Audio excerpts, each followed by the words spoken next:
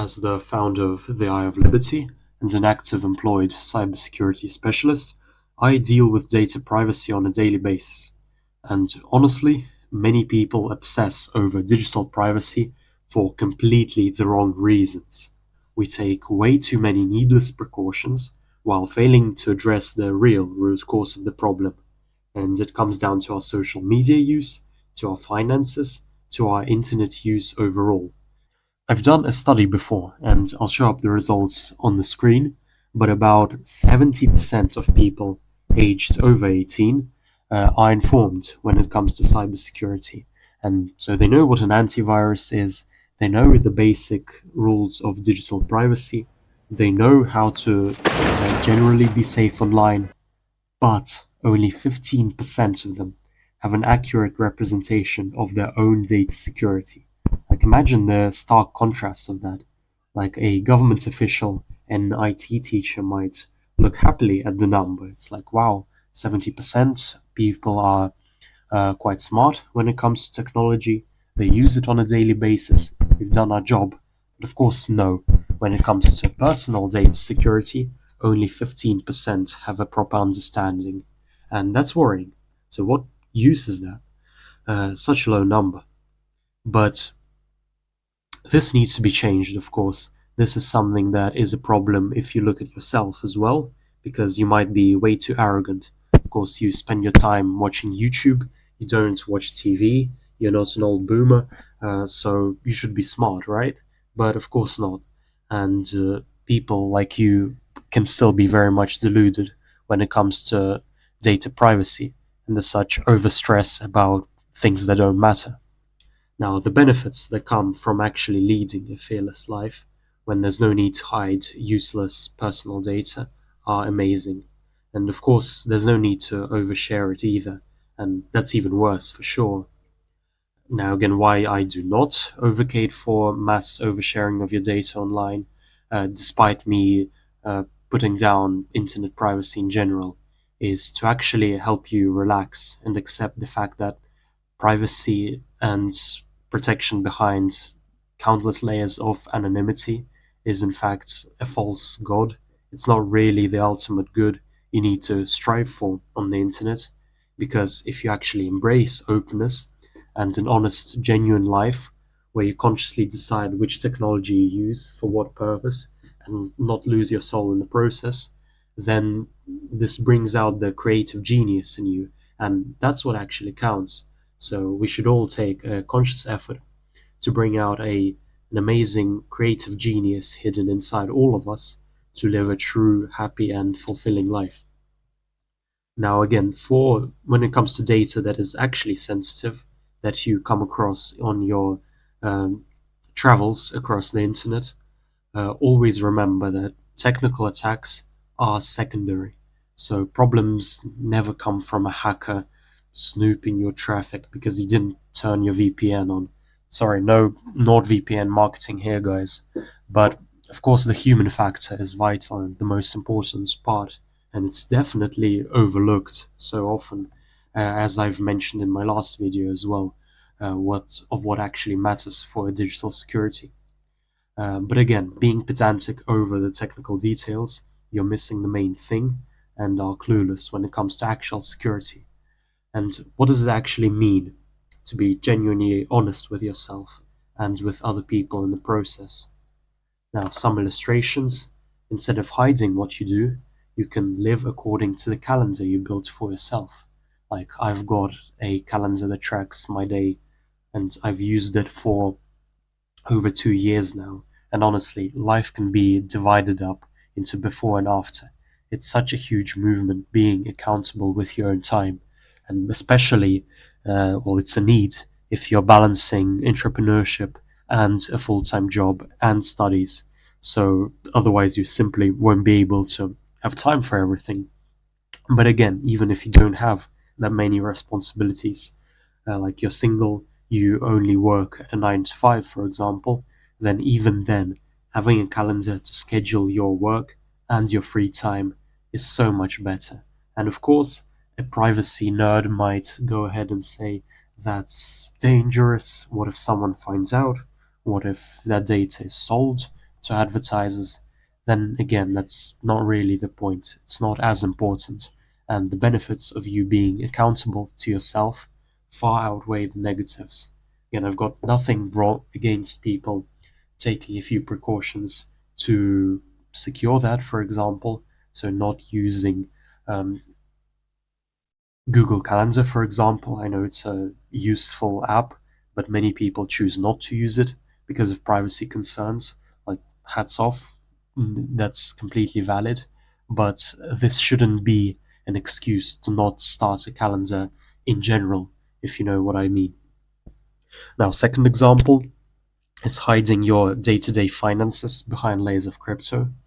Like, I'm sure if you've been on crypto YouTube or you you're in the sphere more generally, you know the people who are crypto maximalists. So they go and try and make absolutely every transaction with crypto out of pedantic purposes. So let's say even you're selling books online, that's completely fine. But choosing to have crypto as your only option for doing so, when there's nothing dangerous about the books, that's just weird. And again, what are you scared of? If you're using Monero to try and circumvent certain government tracking for your little bookstore, then what are you really aiming for? Now, again, to contrast this, of course, you can use crypto where it counts to save money on international transactions, to fund things where conventional fiat currency might not be good. That's completely fine, of course. And the most important thing is, regardless of what you do, is to actually be accountable before yourself of every transaction. I noticed that, of course, I use crypto from time to time myself. I've got nothing against the technology, but you should record every personal transaction just for yourself, even if it's on a basic text file, or if you've got a smart spreadsheet to keep track of it. You can record your transactions in a budget and keep yourself accountable for financial transactions. That's what's actually important, not an illusion of anonymity behind your crypto, which again, if let's say law enforcement grab your physical laptop and force you to give up your password, then all of that anonymity will be lost. But the most important part is keeping your soul secure. So recording every transaction to ensure that you're in line with your goals, you're smart about your money, and that's what's actually important. Now, again, finally, another example is personal data more general, your address, your email, your passwords. Being afraid of this and being absolutely insane about the privacy tools you use. You know, some people have plugins in their browsers that stop all JavaScript from running just because they're scared that some JavaScript code will run and steal something. Uh, that's, of course, pretty much insane in virtually all cases. And instead of doing that and being afraid of your data, you should actually know what data is out there. First, of course, on yourself, but on other people you work with, on other people that maybe you're responsible for, such as your employees, your family, and to actually get a real and visible picture of what is out there online. So I can illustrate this point by showing an example of just what kind of data is out there for any random person. So this won't be tied to anyone in particular, but I'll get a random first name generator and a random last name generator. So we're doing this live with no preparation, as you can see. And let's not change even any settings. What do we get? Samantha. Okay, random last name. Let's type Samantha. Smith. Okay, that's good. And let's go to my website and see what data we can have on someone called Samantha Smith. Now I've signed in successfully, and let's test out the most common way of setting emails and see what data could be out there on a physical Samantha Smith. So putting the name dot surname, that's how many people use it. Again, sometimes they put numbers if there's duplicates, but this is the most common version, and let's see it out.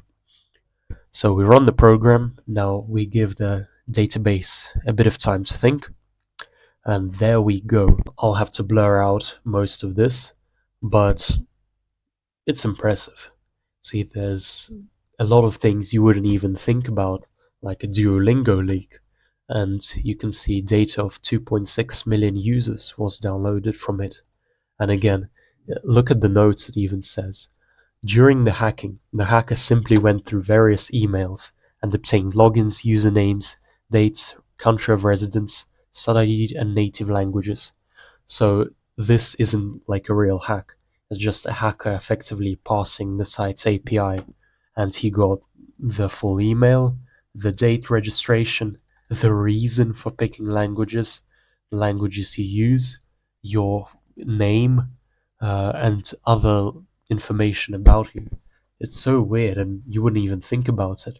But again, things like that can be used to hone in on someone if they're learning their if you learn they're from a certain country, if you learn they're learning certain languages, you can play on these persons' emotions and use them for targeted phishing attempts and other scams. So again, knowing that this data is out there and people can use it on you is a huge plus. And of course, yeah, we've got passwords, sometimes very creative, which aside from letting you hack the person, which I do not support, of course, uh, can tell you about the person's intelligence. Going back to the topic of obsessing over digital privacy, we see this meme, and it's something probably many people can relate to. But if you really think about it, why is this even such a thing? Why we have normalized hiding your search history and being so ashamed to it is pretty insane. It's quite pathetic, actually, that some people, of course, I doubt they'll go to a court case and actually pretend to be scared of revealing their search history. But it's something many people are actually obsessed over. It's insane. Now look at this guy. Just imagine how better his life could be if he did not waste hours of his time searching for something he'd be ashamed of, most likely pornography, or something else that he would be embarrassed to admit in public. What if, just what if he used the internet as an actually powerful force for light, for good, instead of fueling his addictions and miserable ways of spending time? And he knows he'll never get it back. He's already, from the picture, like around 26, 27, I guess.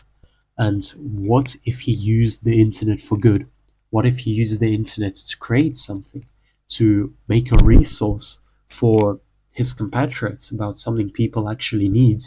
What if he used the internet to create art in some way that was revolutionary and touched people? But we can't know that, of course, because he was home alone, he was doing something on the internet. And I hope he wasn't on 4chan. I really hope even more he wasn't on Reddit, but if that, it's even worse.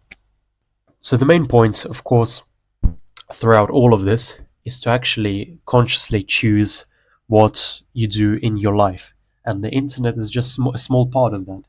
It's just, again, as cybersecurity professionals, as people in the field, we maybe deal with it a bit more than the average person.